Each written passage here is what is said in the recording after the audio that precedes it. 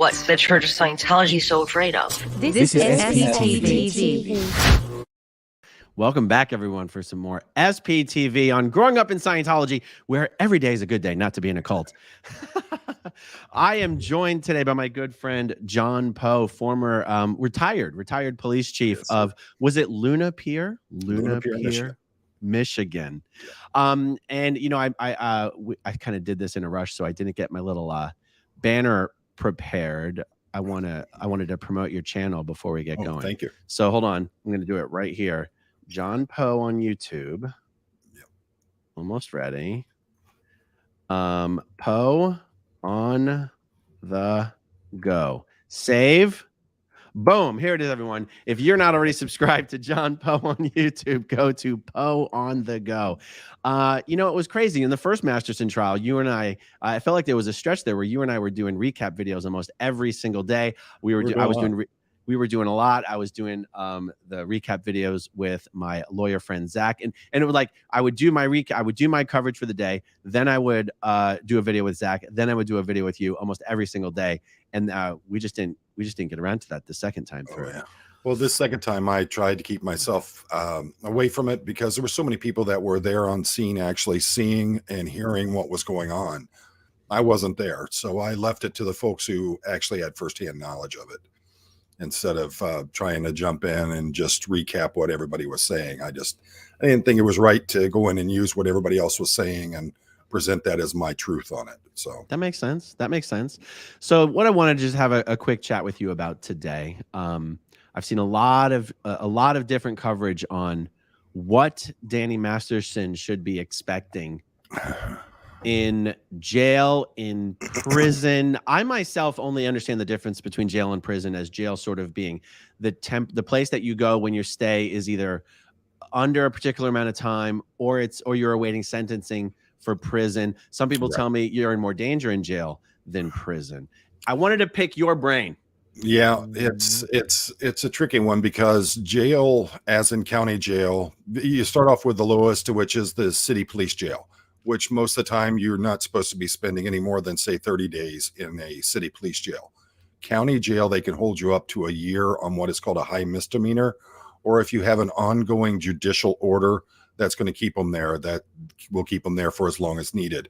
So that's what he's looking at for his handling right now is going to be through most likely through the county, but annexed through the Department of Corrections for the state of California. And so the first thing that's going to happen, he's going to go in, he's going to get rebooked. He's going to get fingerprinted. They're going to go through the whole, get all of his information. They're going to mark down tattoos, scars, all that stuff. It's very invasive, to say the least. You're going to get the full searches and everything. And then he's going to get that wonderful, I don't know what color they use, but around here, it's an orange jumpsuit that they have to wear, indicating that they are inmates within the facility. So once that happens, then he's going to be put into, they're broken up into what are called blocks. And generally they have, I would say for him, they're probably going to have him in an area where he's not going to be around of a lot of the other people. But see, if it's me or you gets arrested for, say, something like drunk driving or something like that, we're going to get put into a general pop block, which is a general population. And that's where that gets real dangerous because you have a lot of the gang aspects. There's multiple gangs in each and every territory. And it can be a real challenging time. Plus you could be in there with a guy who's in for stealing something from the local CVS compared to the guy right next to you just killed 3 people and is awaiting trial. So that's why it gets dangerous. Somebody like that who knows that they're going away for the rest of their life, they've got nothing to lose. So they pretty much just do what they want to do, and it's not a fun time for anybody. Plus county jails, they don't have the facilities like you do at an actual prison, which is going to be either a state or a federal government run institution. So you don't have the food, you don't have the medical people on staff. You're not going to have as many guards for the most part. Law enforcement everywhere is severely hurting on personnel. So you may have an understaffed or a very overworked staff that you're having to deal with. So you got guys who literally go off and find a corner and go to sleep. I've seen it happen in jails all over the place. So those things happen. You don't have the right, enough people watching on them, and everyone knows you're going to have people that are coming back that have already been through the system, been to actual full lockdown prisons. And then those people are going, they know all the tricks of the trade. So, there's a lot to it, and it only gets more intensified once you go to an actual penitentiary from that point. Are jails smaller than prisons? For the most part, they're going to be unless you have to think about like cities like Los Angeles, Wayne County, which is Detroit here. You have New York. They have extremely large county jails or county holding facilities.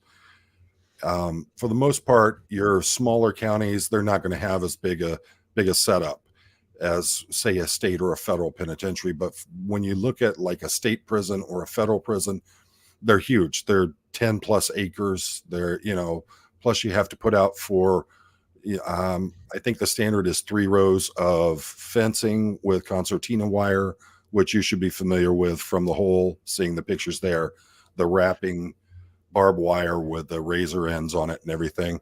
So you'll have that's covering it. Then in the space in between the fences, it's going to be just a garden of concertina wire.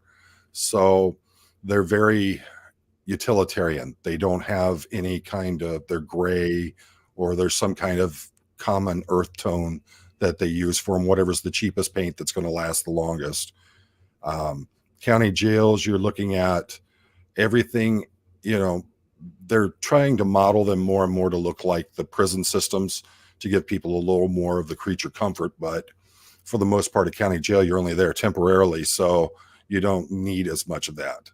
So when you say creature comforts, so am I to understand that prisons are more outfitted for long-term stays, so they're actually a bit of a more comfortable experience? Well, you'll find like in most of your jails, the county jails, city jails, whatever, you'll find like the mattresses there are going to be these completely enclosed products. They have like a plastic kind of wrap around them, and that's to prevent the spread of bed bugs and things like that. So you'll see a lot of that. In jails, you'll find that you have more people are in a single cell than you would in a prison. Sometimes you'll have bunk beds, on both sides. So you'll have 4 people in what is usually a 2-person kind of cell. And just like with the prison cells, your toilet and your sink are right there where everybody can see what's going on. There's no privacy whatsoever. That is just terrible. I don't know. I mean, being in prison is more terrible than that, but that's, I've always wondered, because that's what you see on TV. And I've always thought, really? Everyone's just taking steaming dumps in front of everybody? Yeah. Well, you should see like in the drunk tank kind of things, or where they have the end processing cells. They're huge. You'll have 20 people in there, and you have one toilet sitting in the back corner, and everybody can see and hear and smell what you're doing. My goodness. You don't see that in the TV shows. I mean, I guess actually, now that I think about it, sometimes you do. Yeah. Okay. So what about this idea that, that someone can actually potentially be in more danger during that jail period than they are when they're actually sentenced and are sent to prison? Is there truth to that? Well, it can be, because like I was saying earlier, you have, you could be in there with a guy who's in for retail fraud, shoplifting, right next to a guy who's in for 3 counts of homicide. So you never know who you're in there with. Then as in prison, you still have the gang activity that's going in there, but you have folks, most folks are in there just for a few days. And then some folks know that they're going away for the rest of their life. So it can be more dangerous because you're much easier to get to in that position. And say if someone actually wanted to hurt you or to kill you, it's much easier in those situations. You don't have as much of a structured kind of guard system in them that like you do in a prison system. I know like here in Wayne County, there were guards that were making hundreds of thousands of dollars a year because they were literally working 7 days a week, 16 hours a day, sucking up all that overtime. How effective is that person who's working 16 hours a day, getting maybe 5 to 6 hours sleep in between each shift? So those are the problems that you have there. Plus, you also have the fact that in most county jails, jailers are not certified law enforcement. You'll have the ones who are in charge, but your turnkeys are most likely going to be someone who is they've hired off the street, meets the requirements that could be a law enforcement officer. So then they'll put them, they'll start them off as a jailer where they, wear pretty much the same uniform, but they're not armed and they don't have the arrest powers. So you have that plus the fact of who knows who going in there. When you go into a prison, it's pretty much a structured system where you have your inmates and you have they have their own gangs, their cliques, whatever they're into. You have the outsiders who don't fit into any of them. And so all that plays into the dynamics of it. In county jail, you have no idea who you just landed in a jail cell with. Interesting. So I saw a video a week or two ago. Actually, Jeff Augustine sent it to me in preparation of when we thought Dan was going to be found guilty in like a few days. And it was a former inmate. And the whole video was basically like, here's what happens when you arrive to the yard for the first time. Oh, yeah. And he talked about you basically have the inmates looking at the newcomers going, almost acting like the Border Patrol. Okay, right. Let's see your papers. Yeah. We want to see your papers. And he said, look, the worst thing you can be in prison is a child abuser or a rapist. The problem with that is that there's so many of them out there now. It used to be that they would be a handful in any correctional institution that there was, but now there's just so many people that are, they're getting caught with child porn on their computer. They're getting caught with all these different things that would fall under the criminal sexual assault or a sexual assault on a minor. And it's just, it's starting to get overwhelming with how many of them are coming through the system. So yeah, in years past, before the big explosion of the internet, if you were one of those people, then yeah, you were in for a really hard time if you got out alive, if you were a child predator. But nowadays the problem is, like I said, there's just so many of them out there now that it's not like it used to be. Yeah. So the question that I wanted to, because I couldn't remember the video, because I don't understand the whole context of the whole prison, the criminal justice system, the prison system, the jail system. Right. That sort of rough welcome for the people arriving for the first time. Is that something you would expect to happen in prison when he's sentenced, or is that jail? It's going to be both. You're going to have two different experiences with the county jail. And like I said, most likely because of his celebrity status, I could see him being put into some kind of like protective unit or something like that. Once he gets to prison, then he's going in with the rest of them. And having taken people literally to correctional facilities, both state and federal, I could tell you that when you walk in, there is nothing but a feeling of doom in those places. And they're literally catcalling everyone who's coming through the door. They're saying some really obscene stuff. And so that's what he's going to have. He's going to go in. He's going to go through the whole process again of getting processed into the facility. They're going to strip him naked. They're going to shower him down, make him shower down. They're going, I don't know if they still do the things with the powder for the fleas and lice and things like that. But, I wouldn't be surprised if they do. And then once that's done, he's going to be thrown a jumpsuit, the correctional facility outfit. He's going to have to put that on. He's going to be given most likely be given his bedding, which is going to be his blankets, his pillow, maybe a towel or something. And then he's going to be led through by guards, and pretty much everybody out there that is going to see him coming in, and they're going to know who he is by how famous he is. So it's going to be a real shock for him from walking down the red carpet to walking into the yard the first time. Yeah. Okay. So let me ask you this. I got an email from a person, an email from Larry Greenberg. And let me just read this to you. Danny will most likely be sentenced to 2 25-year to life terms, plus an enhancement add-on, because there are multiple victims and drugs were used to assault the victims. But what the media is not reporting is that the California prison system has an elderly parole program. Under that program, a prisoner becomes eligible for elderly parole once the prisoner serves 20 years or more of continuous incarceration, is Wow. 50 years or older, and has a good conduct record. Is that something you're familiar with, or is this just a total state to state? I'm wondering, it's going to be a state to state thing. Every state has its own rules, but I'm going to wonder on, is his verdict, is it under mandatory sentencing, whereas they can't come in and go, well, under this we're going to give you a break and you're going to get out on elderly or whatever. Some of them, you got these folks that have committed multiple murders, mandatory life sentence. How do you override that? So I don't see how they could, and it's something like this, we're talking about violent felony crimes. We're not talking about, money laundering, things like that. We're talking about someone who physically hurt other people in the process. So, yeah. So it is interesting though, right? That there is at least a potential, at least we have to dig into it further to find out what what would you call them? The exclusions are, the exceptions to this, right. Does it apply to violent offenders? Is there a chance? Because I think it's probably a safe assumption that Danny is going to be on his best behavior. I see him being subservient to other people while he's in there. So I think that in the county jail, he's going to be his yes, sir, no, sir, and all that. But once he gets to the state facility, it's going to be a different world for him. Yeah.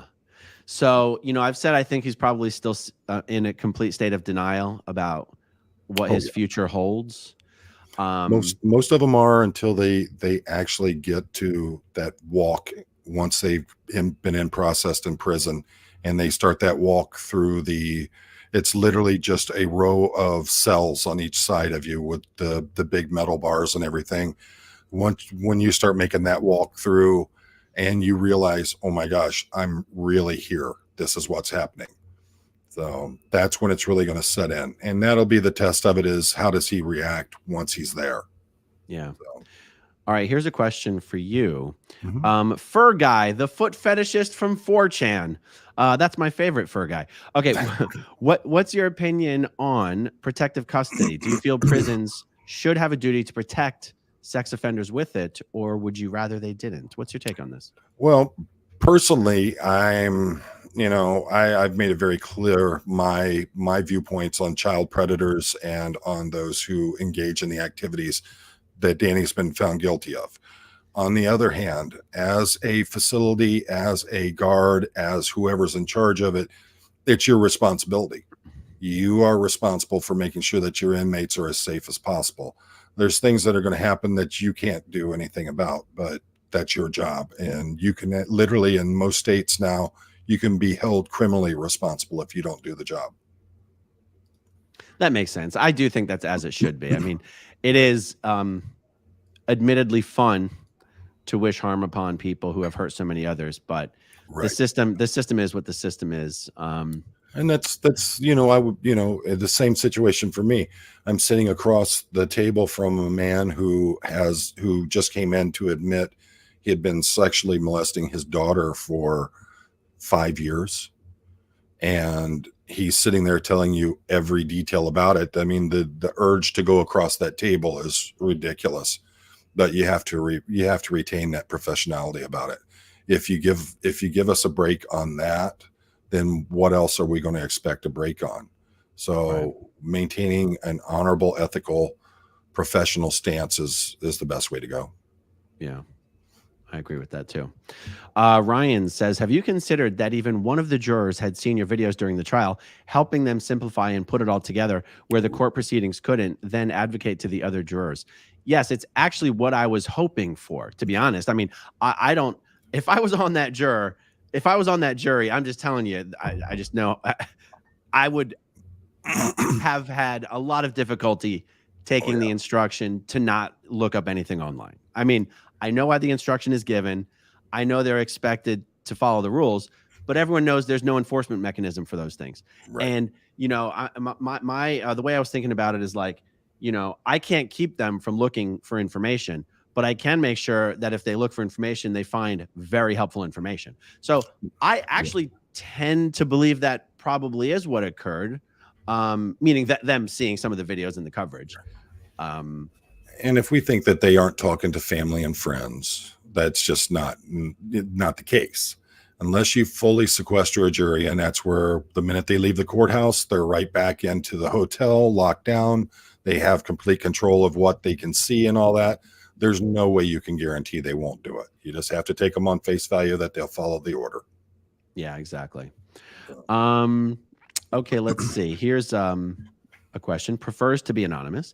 Will the Scientologists who hid the abuse and didn't report it also face jail time? Nope. I would hope so. I mean, if I was one of the detectives handling this case and found out that these folks handle it that way, then I'm going to be going after them because they're obstructing justice. And I would even try to make a point for the fact that they are acting in concert with the defendant or the suspect in this case, or should I say the convicted rapist. So I would be looking at them, going after them if there's a way that I could actually bring charges against them for any counts that I could find. Sure. Now, so when I say no, what I mean is, so he was just found guilty of these crimes. These crimes occurred 20 years ago. Mm-hmm. Look how much effort it took to convict the actual perpetrator of the crimes. It took 2 trials.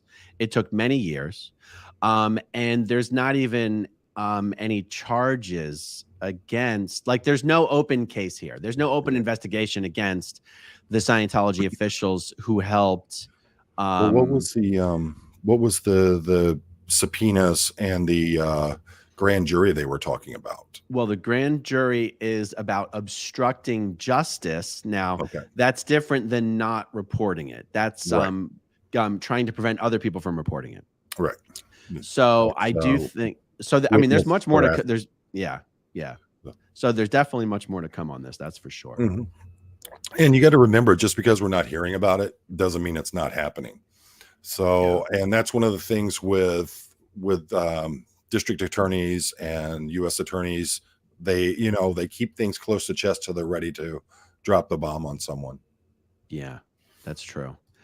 That is true. Okay, let's see. We got just a few more here, and then we'll wrap it up. Steve Britton, always good to see you, Steve. Have a glass of sparkling wine on me. Incidentally, which levels of management do most current Sea Org escapees come from?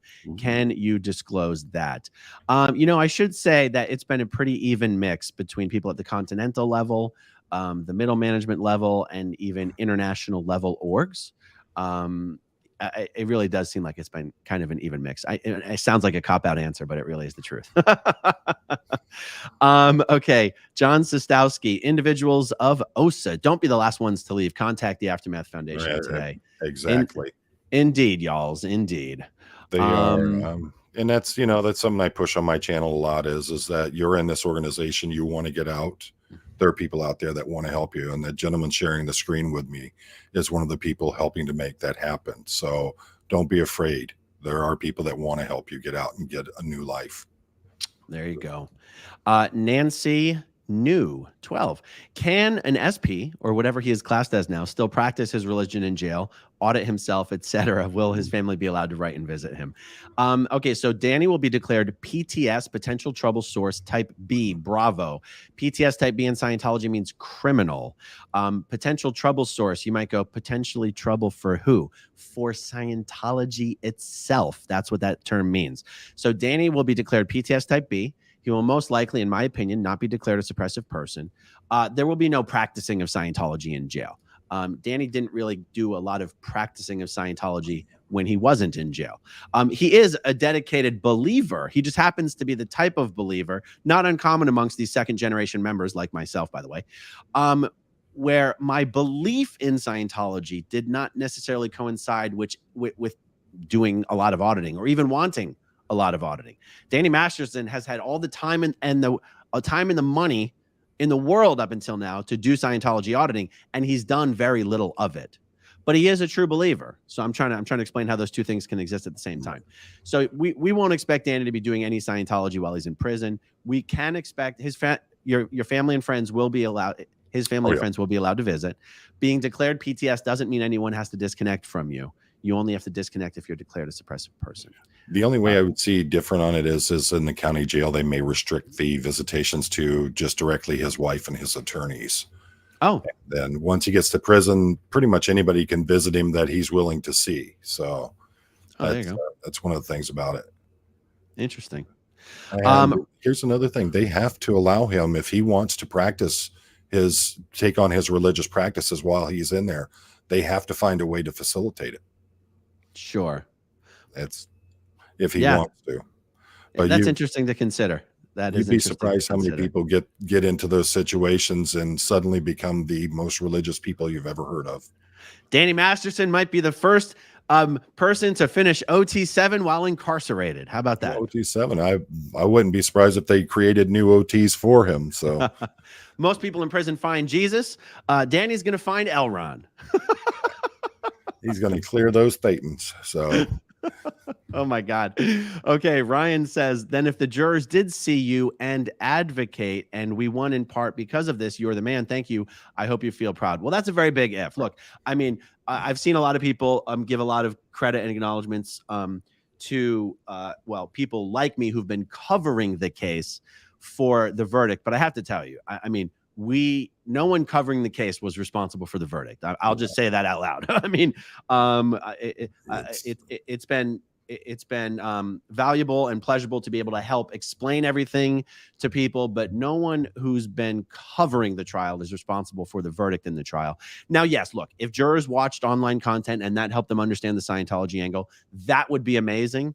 But all credit goes to the district attorneys and the Jane Does and the witnesses. They're the ones who really won this case. So, but look, I'll take the compliment. I'm not trying to not. And I got to say, from everything that I've heard from everyone who's been reporting it, the district attorney's office really stepped their game up this time as compared to last time. And it was good to see they actually put out a case in front of a jury that was understandable and allowed the jury to make a qualified decision on it. So I think that, that's one of the big differences between the last and this one is just the way that the district attorney handled it. So yeah, absolutely. It was truly a rock star performance.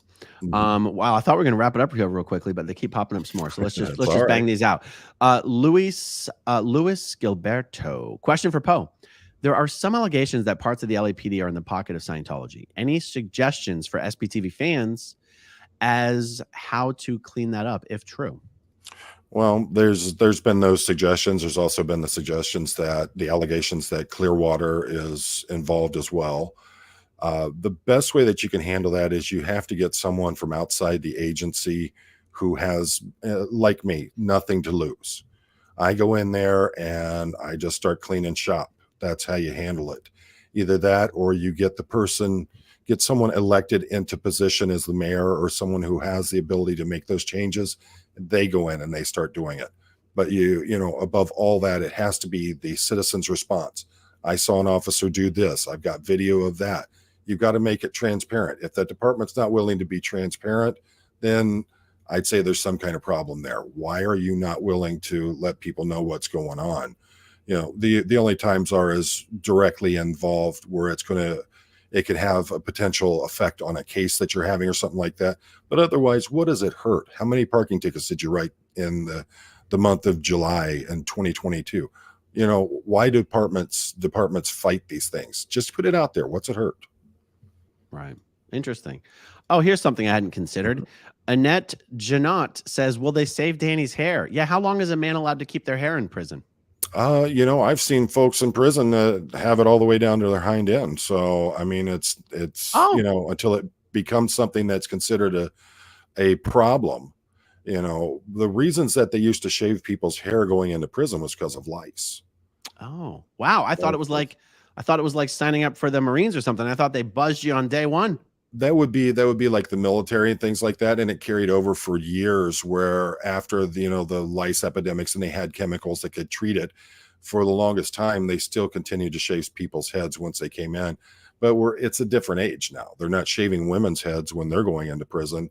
And I believe there's actually been some lawsuits over the fact that men were being forced to shave their heads when women inmates weren't. Wow. I had no idea. I've received a lot of emails about this subject as well. Russ Hampton, Danny will be forced to see a head doctor. It is not a choice in prison. He will be classified by a level by his crimes and time he gets. He's Oh, done. wow. This is fascinating. Mhm. That is science. Well, because you mentioned also the religious, some religious liberties that are given to Right. prisoners. A Scientologist in the normal world would consider it their religious right to not be forced to see a psychiatrist or a psychologist or a mental health counselor. Is it really true that in prison he has no choice? Well, that's probably a California thing. Here in Michigan, I've never heard of it. But if it's something that's handed down by a court, they can directly order that he is seen by a psychologist or psychiatrist. And that can override the fact of, well, it's my religious preference. Well, we need to know if you're safe or not to be in population or where we need to put you. So Wow. those things tend to get overridden once it gets into the actual penitentiary system.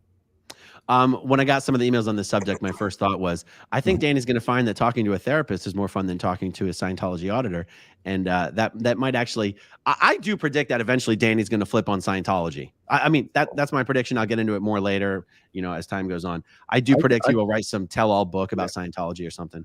I could see him turning around saying, I was a victim of the whole thing. They led me to believe I could do whatever I wanted to do, and that's what led me into this whole thing. He'll turn it around to some big sob story about how he's the victim. I could see that. Might even help him get parole sooner. You know what I'm saying? Get that senior's parole. There you go. 86 GOP. Good to see you back in the chat. It's been a while. Honey Badger. Oh, I forgot he liked calling me Honey Badger. Oh, okay. I really like that name. Honey Badger. I've thanked you many times, so one more time won't matter. You're an awesome human being and an invaluable advocate for Scientologists that deserve something better, like justice and freedom. Thank you very much. I like his profile pic too. we went out for a couple nice meals when I was in LA, so I know 86 GOP in real life. Lisa Marchbanks, Christianity is extremely prevalent in prison. Do you think he might switch? It's not like Scientology has done him any favors. No. I don't see that. Plus, Islam is becoming the most prevalent religion in prisons as of now. So. And it'd be interesting to see. I mean, if he did make the change and write a book and blame everything on Scientology, I could see him jumping over to either Christianity or Islam. He could actually make a lot of money on a book like that. Mm-hmm. I wonder how that would be treated legally. Here's the problem is if he mentions the crimes that he was convicted of, then under most state laws, you can't profit from committing a felony.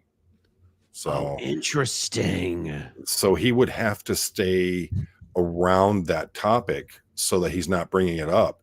Because what happens is if he puts a book out and he outlines everything that he did, why he did it and all that, then the money from that could be taken from him and given to the victims. Oh, wow. Amazing. Yeah. Reem Bacha says, crazy how silent all his co-stars have been. Curious, since Laura Prepon seems to have quietly left. If she speaks now, does that make her fair game? So, yes, like if Laura Prepon were to pull a Leah Remini and like actually speak out, anyone who does that becomes fair game. The only reason she's been allowed to quietly leave is because emphasis on the quiet part. But yeah, if she were to actually start coming out, she would become fair game for sure. Luis is back with more. Scientology in prison is possible. Manson, not a Scientology member, got auditing at McNeil Island Penitentiary in the 1960s. Wow. I got to tell you, I've heard a lot of stuff about this for what it's worth, and it's worth what you're paying for it. I don't believe the story. I've heard a lot of things about him having read Scientology books. I just don't believe he got Scientology auditing at McNeil Island Penitentiary. Like, what would that have looked like? Could two prisoners have both read the book Dianetics or A New Slant on Life or Self-Analysis, and just from the information in the book done some Scientology or Dianetics auditing on each other? Sure. Yeah. Would a professional Scientology auditor have gone into the prison to audit Charles Manson? No, never. That never would have happened. They don't want anything to do with people like that. Yeah, I think that would have brought way too much of the negative energy that they don't want on them. JP Stone has a good question here. Well, not a question, but a statement. Danny claiming he was brainwashed. Well, where is it? Is it in the? It's back up a little bit. Let's see. Okay. 1, 2, 3, 4, 5, 6. It's 6 above. Oh, there it is. This one? Yeah. I could see Danny claiming he was brainwashed by Scientology and crap to help get off on parole, crying that he was used and victimized by Scientology, like that somehow made him rape women. Yeah, I mean, Yeah. And if you're good enough, you can fool a psychiatrist or a psychologist on stuff. So there's been quite a few of them who've been just straight up sociopaths who have completely fooled the mental health profession. Okay, let's take a look at this one. Will Danny's and his family's wealth be an advantage on the inside? Yes. Oh, for real? How so? Because they'll be able to pump more money to him, which means he can buy more products from like the prison shops.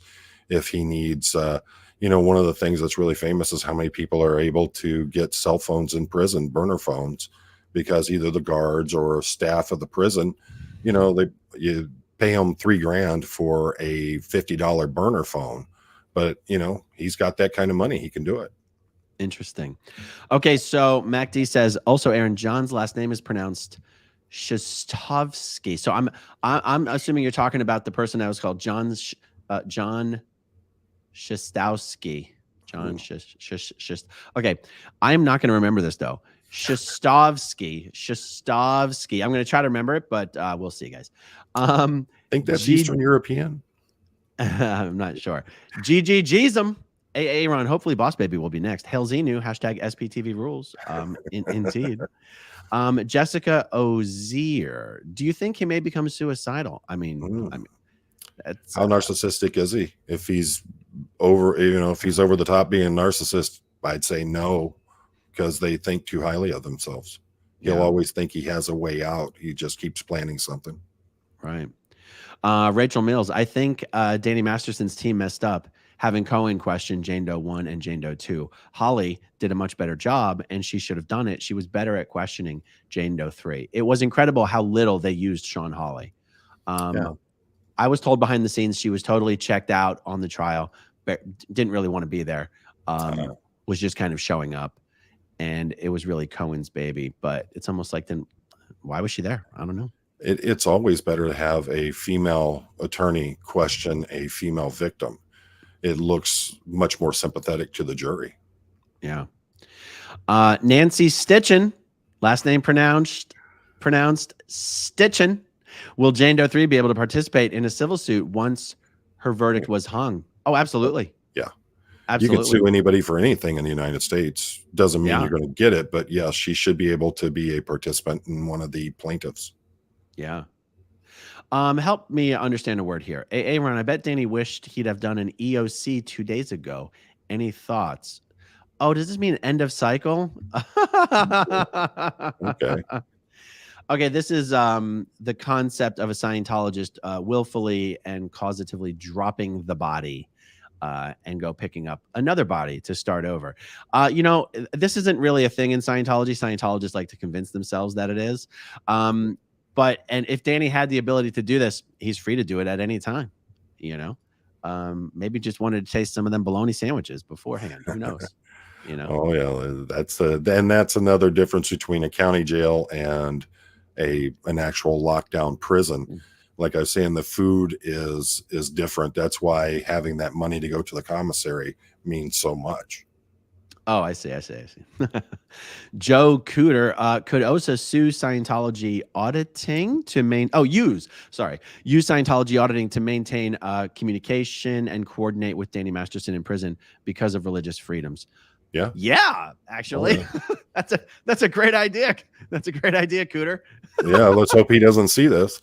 But yeah, they don't need to have some secret way of maintaining comms with him. They can do it through his wife. They can do it through his mom. Anytime his attorney comes in, maybe they can sneak him in a phone through in the inside of an e-meter or something. Oh, that'd be interesting. When is the sentencing phase? August 4th. I thought it was 14th, but I actually looked at his booking paperwork and it said his next appointment is August 4th. So we'll see. Maybe it was a typo. Who knows? Well, Danny's going to get to enjoy handcuffs and shackles. That should be interesting for him. Yeah, absolutely. Lori Plays just emailed you his booking link. Yeah, Lori, it might be your email that I'm referring to. I did get a bunch of screenshots of his the pages of his booking link. So or maybe multiple people have sent it to me. Okay, Aaron Granger. Ron, will Scientology fair game Vicky Podboreski for emailing the wrong attachment? Also, thank you for the amazing coverage. They can't fair game their own attorney. No. No. Not while she's on the payroll. And actually, fair gaming even your former attorney would be very strategically stupid. Yeah, the secrets that person knows about COS, no, they don't want to get on the wrong side of that. So, well, and actually, let me point out to everybody, it's not Vicky Podboreski who's in trouble for receiving this material. It's the defense attorneys for having leaked it. Mhm. Vicky actually isn't being accused of any wrongdoing. So, yeah. Okay, so let's see. Prefers to be Anon is back again. Thoughts on other prisoners hearing Danny Masterson talking or preaching Scientology lingo, dingo, in jail. Danny Masterson is not going to be saying a damn word about Scientology in jail or prison. I can promise you that. Unless unless his commissary is getting low and he wants to work up, make some of those FSM commissions and wants to recruit some of those prisoners to the Criminon program. Actually, that would be really, really funny. I could see him doing it as a way of saying, look at how good I've been. Not only have I been following all the rules, not getting in trouble, but I brought Criminon into the prison system to help these folks get, ready to go back into normal life. Right. Right. Oh, here we go. Here is the man in question. I always pronounce this John Sistowski. So, but okay. So she said it was Shostovsky. Actually, I can remember that because a V being a W is a W being a V is pretty common. I had a lieutenant that his name was Dagowski, but it started with a DZ. Wow. Okay, so John Shostovsky is how I'm going to say it. Shostovsky pronunciation is different by country origins, but it's all a crap shoot. If it starts with an S and it ends with a ski, it's good enough for me. Oh, I love that. Okay, E. Miller. Hey, Aaron, who is allowed to give victim impact statements? For Larry Nassar, about 50 women were allowed to talk.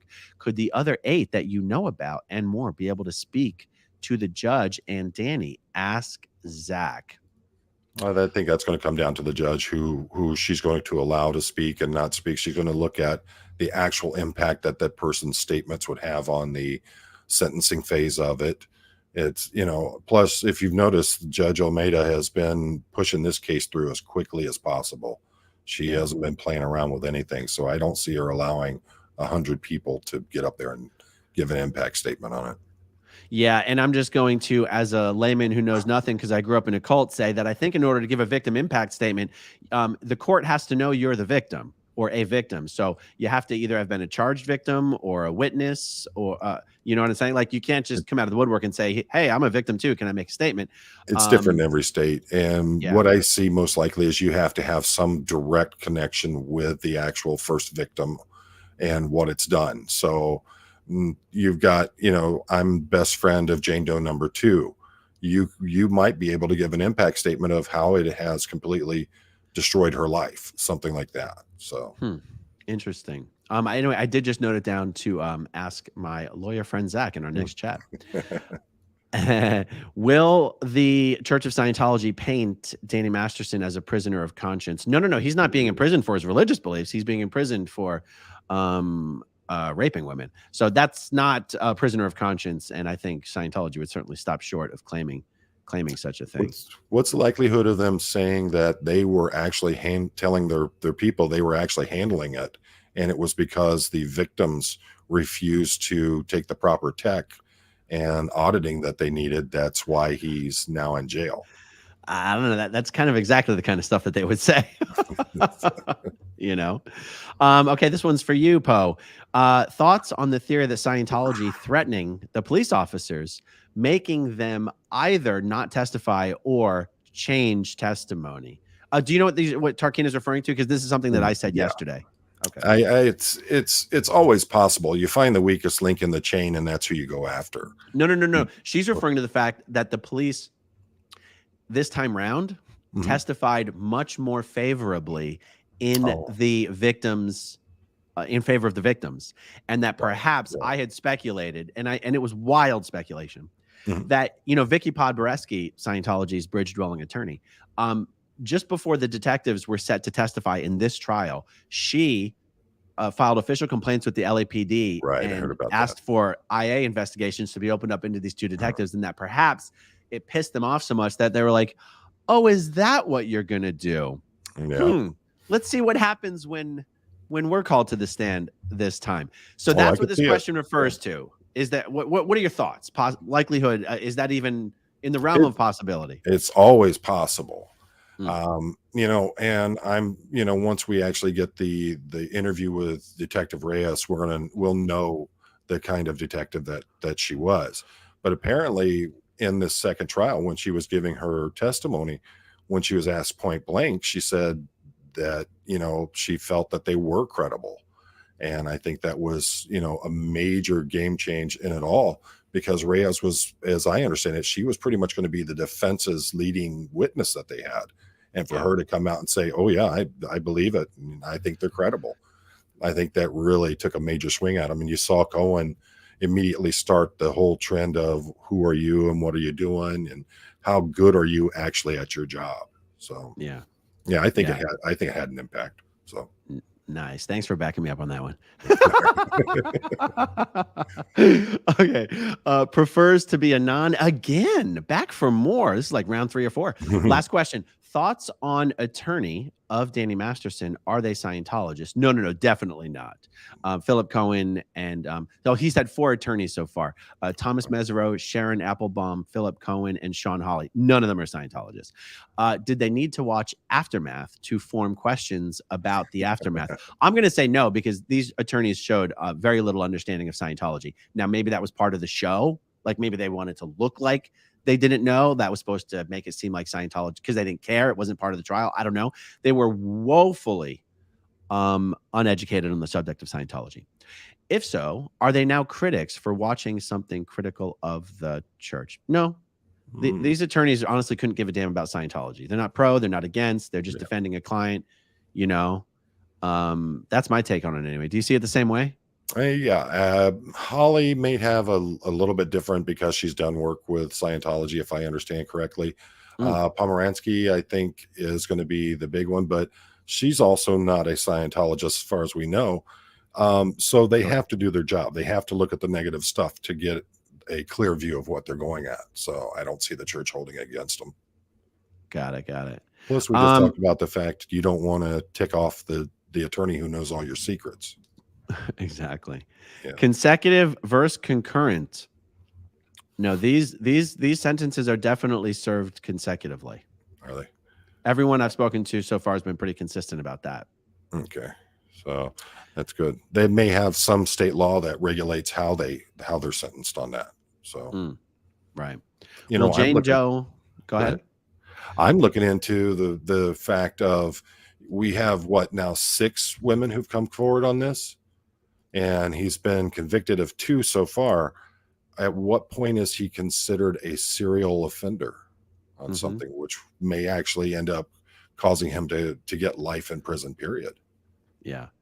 So we're going to know on August 4th or 14th, depending on which date was accurate.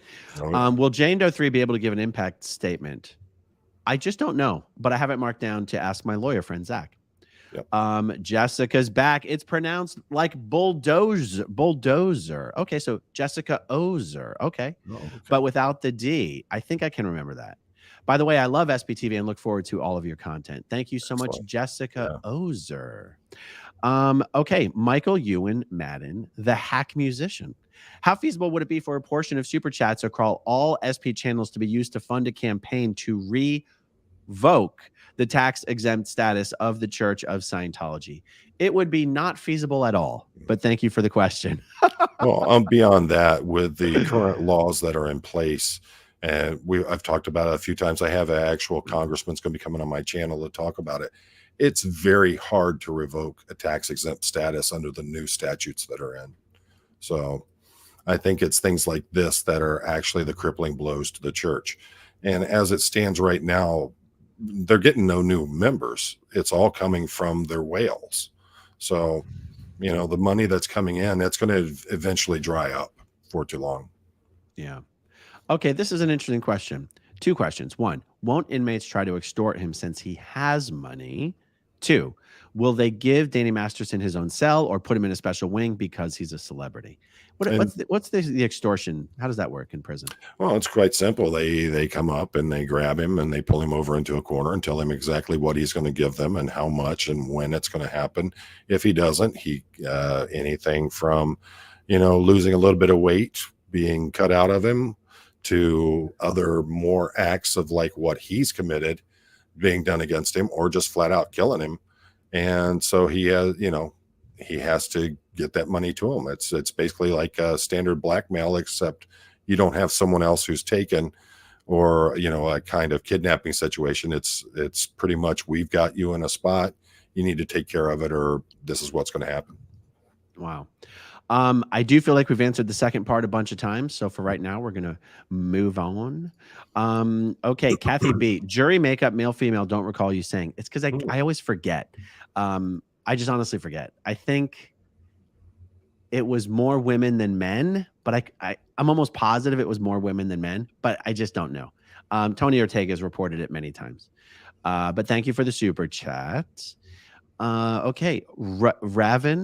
Raven Azure.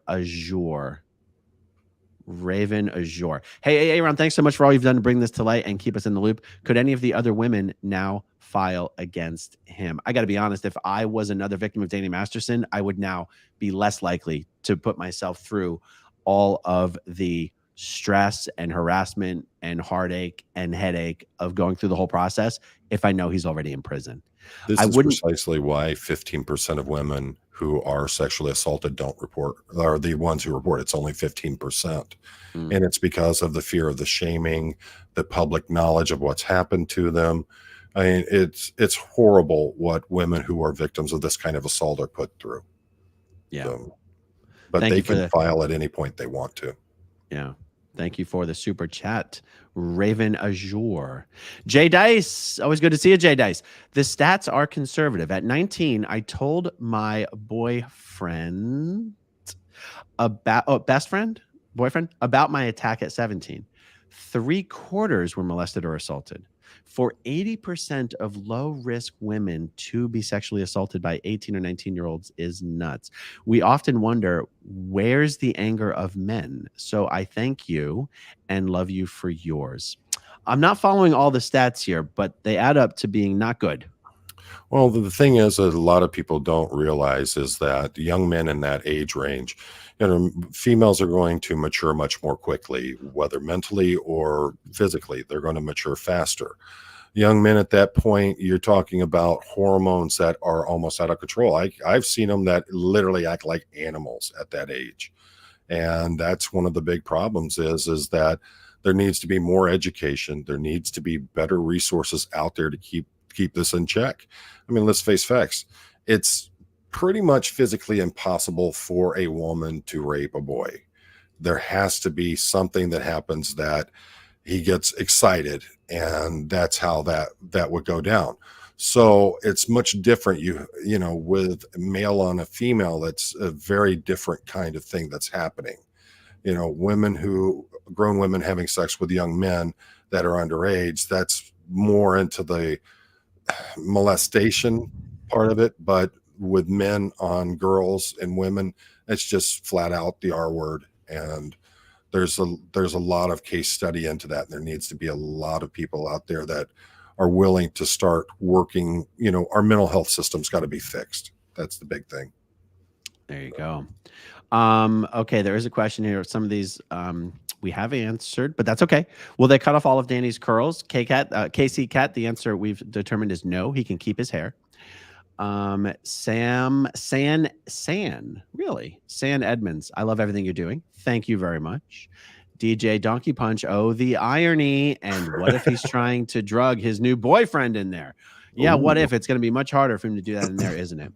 Well, all right, everyone, we've been going for 54 minutes. Let's call it a wrap on this for right now. So much more to come in the next few days, guys. So hit that like button, hit that subscribe button, hit that notification bell, do all those wonderful things. It does actually help out. Thanks to everyone who watches until the very end. Actually, before we go, if you're not already subscribed to John Poe's YouTube channel, find him on YouTube, Poe on the go. I've posted the link in the description down below. All right, everyone. Talk to you soon. Thank you. Okay, if you want to see my rock and roll songs, click right on this guitar. And if you want to see a different one of my videos,